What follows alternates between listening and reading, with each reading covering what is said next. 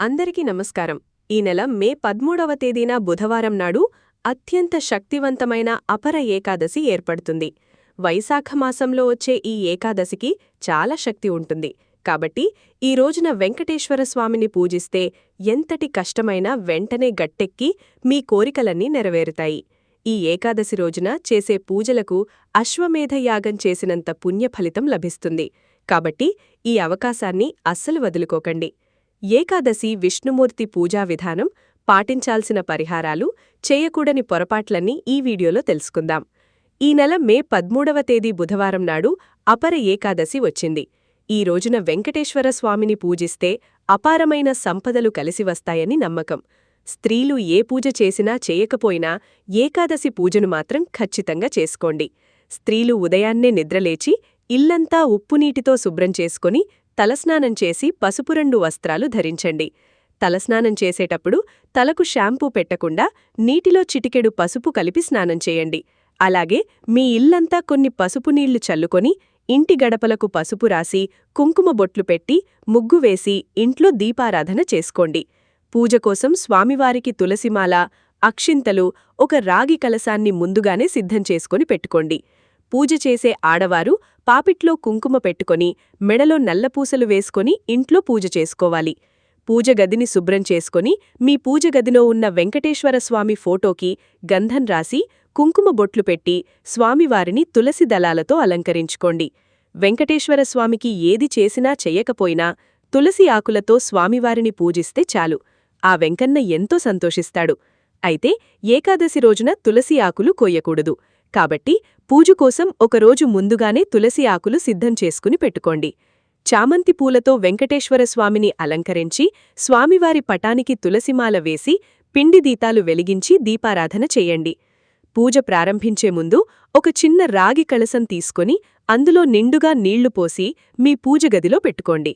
అలాగే కొన్ని అక్షింతలను సిద్ధం చేసుకోండి. ఈ ఏకాదశి నాడు వెంకటేశ్వరస్వామి ముందు 2 పిండి దీపాలు వెలిగించి గోవిందనామాలు చదవండి లేదా ఓం నమో భగవతే వాసుదేవాయ అని జపిస్తూ పిండి దీపాలు వెలిగించండి.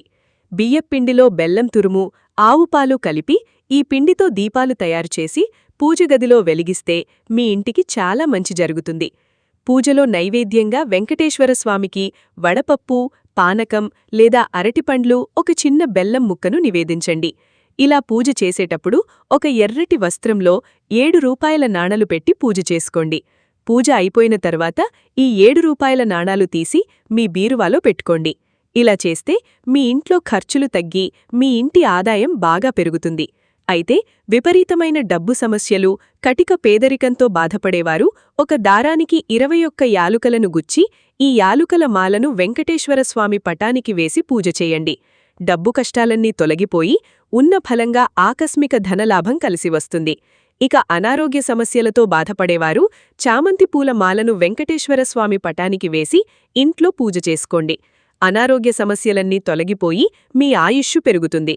ఇక మీ మనసులో ఏదైనా కోరిక ఉంటే ఆ కోరిక వెంటనే నెరవేరాలంటే పారిజాత పూలతో వెంకటేశ్వరస్వామిని పూజించండి. నెల తిరగకుండానే మీ కోరికలన్నీ నెరవేరుతాయి. ఈ విధంగా స్వామివారిని పూజిస్తూ చివరగా పచ్చకర్పూరంతో హారతి సమర్పించి స్వామివారికి నమస్కారం చేసుకుని మీ పూజను ముగించుకోండి.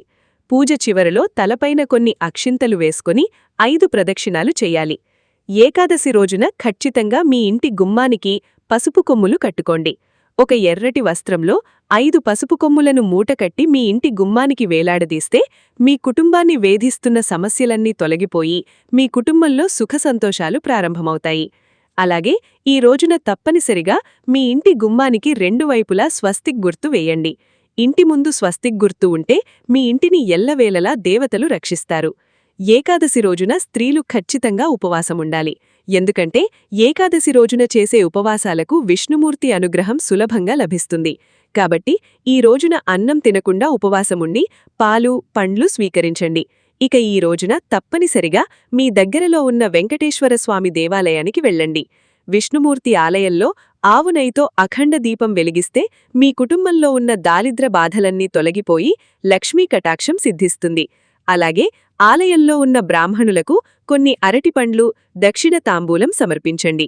ఇక ఈ రోజున విష్ణు సహస్రనామాలు జపిస్తే దీర్ఘకాలిక అనారోగ్య సమస్యలన్నీ వెంటనే తొలగిపోతాయి.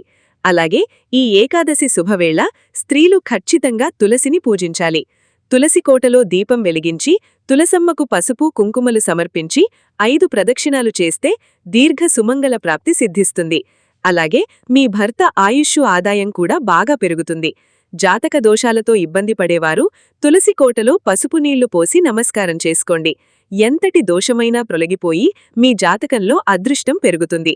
అయితే ఈ ఏకాదశి నాడు అస్సలు మర్చిపోకుండా సాయంత్రం సూర్యుడు అస్తమించిన తరువాత మీ ఇంటి గుమ్మం బయట 2 దీపాలు వెలిగించండి. మీ ఇంటిలోకి లక్ష్మీనారాయణులు అడుగుపెడతారు. విష్ణుమూర్తికి ఎంతో ప్రీతికరమైన శంఖాన్ని తెచ్చుకొని మీ పూజగదిలో పెట్టుకుంటే ధనధాన్యాలకు కొరత లేకుండా మీ ఇంటిపై లక్ష్మీ కటాక్షం ఉంటుంది.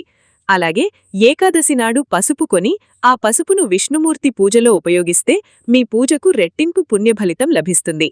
ఇక మనం తెలిసి తెలియక చేసిన పాపాలన్నీ తొలగిపోయి మోక్షప్రాప్తి లభించి అశ్వమేధయాగం చేసినంత పుణ్యఫలితం లభించాలంటే తులసికోట చుట్టూ 21 ప్రదక్షిణాలు చేస్తూ ఓం నమో నారాయణాయ, ఓం నమో భగవతే వాసుదేవాయ అనే మంత్రాన్ని జపించండి.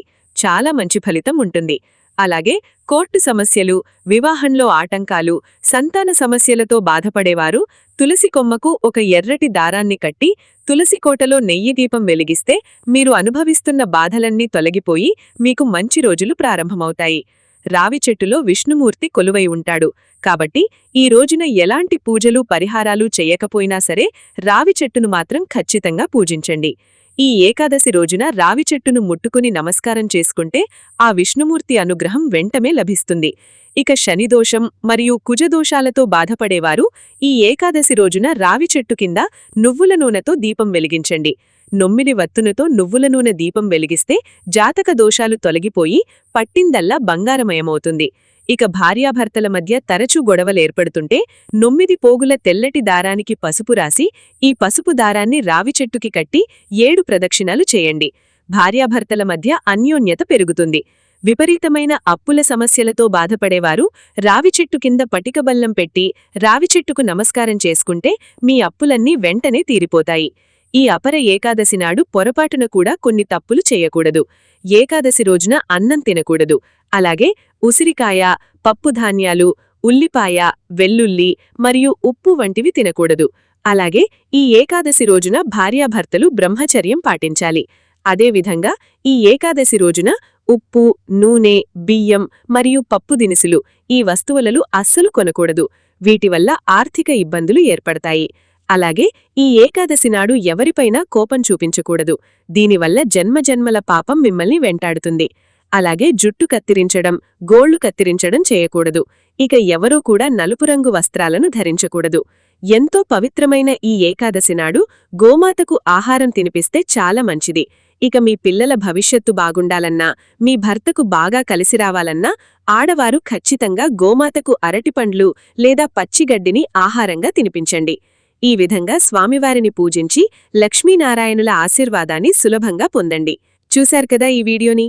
ఈ వీడియో గనుక మీకు నచ్చినట్లయితే లైక్ చేయండి, షేర్ చేయండి, సబ్స్క్రైబ్ చేసుకోండి. Thank you for watching.